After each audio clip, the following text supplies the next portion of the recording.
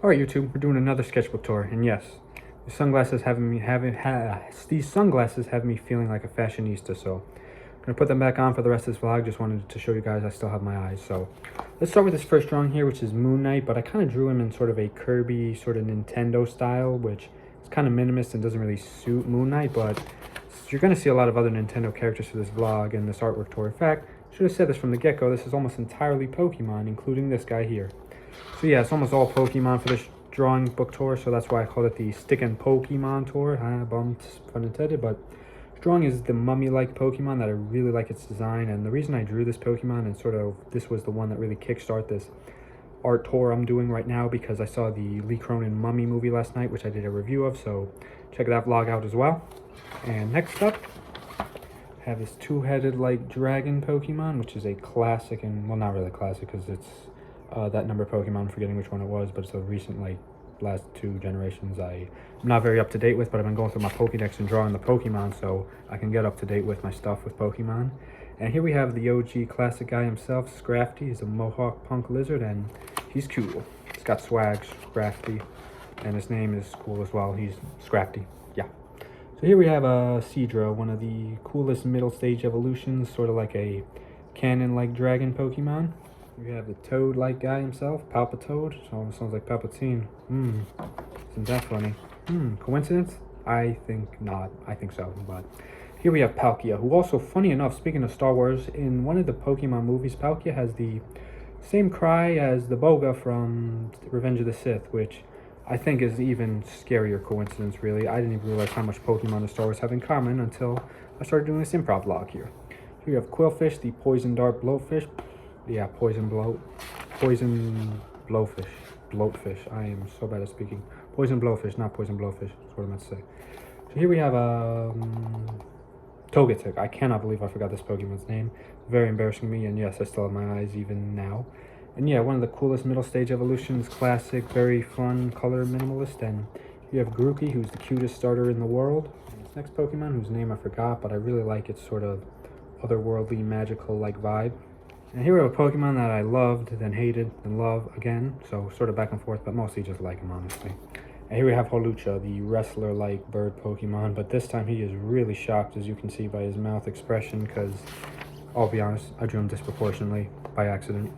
But that is not the case for this Pokemon, which is super cute and lovable, cuddly little flower guy. This Pokemon really fascinates me. I think I did a good job sort of making it somewhat more detailed than some other drawings I do. One of the water types that ought to be a water, the fighting octopus. And you don't want to throw hands with a fighting octopus. They got 4 arms, or no, 4 arms, oh my goodness. 8 arms. And here we have Heracross, who you want to throw hands even less with, because Heracross has incredible, unbelievable strength as a Hercules beetle, and one that's not terribly small either, so yeah, stay away from this guy, or please don't make him mad. You have Hitmontop, Hitmonlee, and Hitmonchan. Some of the coolest fighter types there are. And I also drew the Hippowdon guy here, so yeah, there he is, because all these Pokemon were on the same page, so I figured if I was going to draw 3, I ought not to exclude the Hippo, because Hippos are also built different, just like these fighters. So up here I have one of the creepiest, ominous Pokemon from the deep ocean, Huntdale. Unlike Lantern, this guy is evil, at least in my Pokemon. I didn't even know Bisharp had an evolution until I saw this in the Pokédex, but it sure as hell works, because Bisharp is very cool, so seeing him evolve even further kind of blew my mind, NGL. And here we have tiny baby Lantern, sort of, let me show him, a little bit detailed, and there's Lapras and Guardian of the Sea, Kyogre. Lumineon, one of my favorite, most underrated Pokemon, in my opinion. Not an overhated Pokemon, but underrated because not enough people know it exists, and it's cool. So here we have Luxray, definitely classic Sinnoh Pokemon. Not my top favorite, but he's cool. Next up, we have a Pokemon that really better be stronger upcoming. I'm talking about Meganium. I'm just like in disbelief they don't make Meganium one of the strongest starter Pokemon. That's just like, you know, kills myself. Not really, I'm just being silly, but other Pokemon is really cool. Final stage grass evolution, but a cat more so than a dinosaur. Well, a lot more so than a dinosaur. And here we have the frog type guy himself. I forgot his name, unfortunately, but yeah, I really cannot remember his name, and I don't want to go into a rabbit hole, but this Pokemon I really like. It's from Gen 7, which was unfortunately the last generation I was into for a while, but over the past few years I've gotten a lot more into Pokemon, and this guy, or girl actually, I think it's, oh wait, no. Evolution is the only one that evolves female, but these ones are male or female, I think. I hope so, because, you know, I'm really kind of forgetting a lot about Pokemon origins. But this guy's origin, I will never forget. Mr. Sceptile, my original favorite Pokemon until I overfavored Lantern, who's my favorite Pokemon. This guy's my third favorite. Scizor is so cool. Kind of feel like I gave his little shine on his forehead too much of a shine, because there's just like an orb on his head now, like vision. Here we have a Pokemon that would absolutely destroy Scizor because it's the fiery bug Volcarona, almost like a legendary, but not a legendary. I don't know. It's funny when they do that. Here we have the ice type Vulpix, who's Ice Fox, rather Firefox. Here we have the Dragonfly Pokemon, Yanmega, who I kind of wish was a bug dragon. I think that could have been cooler, but I guess bug flying does make a little more sense and probably not going to be overpowered like other dragon types back in Gen 4. And here we have this Pokemon whose name I forgot, but I really like how I can draw this drawing. Sometimes I look at my drawings even on these vlogs without really looking beforehand, and I see them and I gotta pull my glasses up because I'm impressed by even my own artwork. So up, you have a tadpole with a face. Forgot his name. Yeah, I forgot a lot of his Pokemon's name, I'm gonna be honest with you. This guy is no exception, but he is so cool. I love these swords because it gives me lightsaber vibes, and Star Wars is the best. And similarly, this Pokemon fascinates me because it's sort of like a land-like whale, but apparently I read its bio, it's like ice and explores the ice. I don't know if it explores the ice on land, but I don't know if it was my dyslexia, but I could swear it's something about being a land-like whale. But yeah, this Pokemon is so cool and was such a badass, like leopard Pokemon, snow leopard. Yeah. So, alright, I gotta give it up for this Pokemon, and I wrote its name because I knew I was not gonna remember it. Chiyu, which is also really cool because it's like the fire fish, which I realized like this is like a fire type lantern. This is what the recognition lantern should have gotten, being a legendary, but this guy's a fire legendary.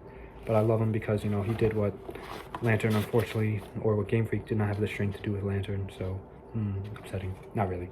But here we have Crobat, who apparently is 5'11", which I was shocked about because I was gonna draw a huge Crobat, but then I'm looking at his bio, I'm like, wait, this Pokemon is really that big? I doubt it. Probably just the wings accommodate into its measurements, but you know, I've heard some things about Pokemon's measurements are somewhat not inconsistent. And this little electric eel, Electros, was it? Electriel, one of those two, but I think this one's Electros, but this has no weak type. I remember this being like, oh my goodness, I speak too fast. This is the Pokemon that has no weakness sometimes because it's a levitating solely electric type, which equals no weakness because it levitates. Here we have Emboar, who I've grown to like. Didn't like him at first, but now I like him, and ironically I kind of like him a little less than I used to, Mr. Empoleon, but it's an OG for sure. And my favorite Sinnoh-type starter, or my favorite of the Sinnoh starters, I should say, not Sinnoh-type, and that's Infernape. Let's give a closer view. I can't even tell this lighting because these glasses, but like I said, for this vlog, I need to look cool in this video because these sunglasses are just so awesome. And this Pokemon here, we have Milotic. That was the Pokemon. Yes, Milotic. So, give another look. What's next? Oh yeah, I know what's next. This Pokemon, there's finally some Pokemon's not actually a Pokemon, but a Fakemon of mine. So, it's the sort of ghost-like Diglett-looking Pokemon. And last but not least, we have a mix of a bee and a frog and Yoshi. So yeah, all I can say is I need to remember Pokemon names. Now that I'm getting what their looks and the new Pokemon, how they look, I need to remember their names. Until then, thank you guys so much for watching. Love this sketchbook. Looking forward to more artwork vlogs, and I'm going to stop talking, so goodbye. Stay tuned for more vlogs soon.